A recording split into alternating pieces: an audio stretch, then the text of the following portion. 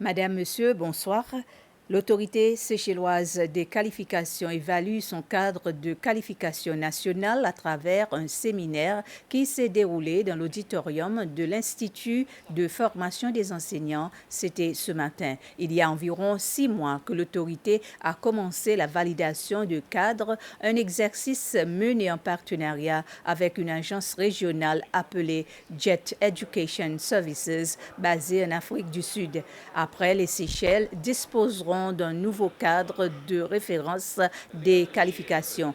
La directrice générale, mademoiselle Fiona Ernesta, a indiqué que le cadre de qualification a presque 15 ans d'existence et que l'exercice en cours leur permettra d'inclure beaucoup plus de qualifications.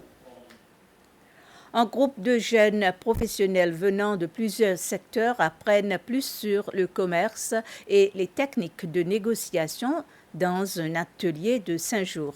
L'atelier est organisé par le département du commerce conjointement avec l'Organisation mondiale du commerce. Une responsable du commerce au département de l'entrepreneuriat, Véronique Brutus, a expliqué que les participants apprendront aussi bien la théorie que la pratique. L'intervenante est une experte de l'OMC.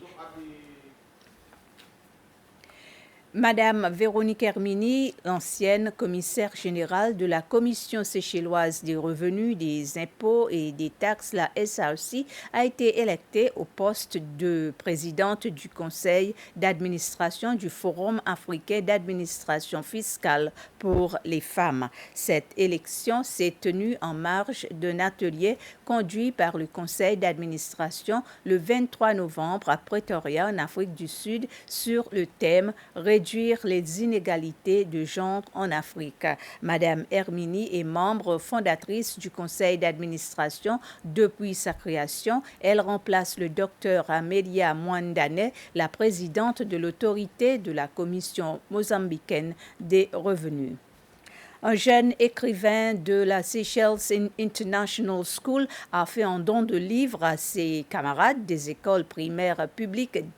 Ce jeune écrivain, Tanurana Serasinghe, âgé de 11 ans, avec le soutien du Conseil national des enfants, a offert aux enfants un livre sur la façon de manger pour rester en bonne santé. Tanurana avait un peu plus de 4 ans quand il a écrit ce livre ayant pour titre Junk Food. C'est l'histoire d'un enfant qui détestait les fruits et les légumes, mais qui adorait plutôt les aliments gras et sucrés. La cérémonie de présentation de dons a eu lieu dans les locaux du Conseil national des enfants.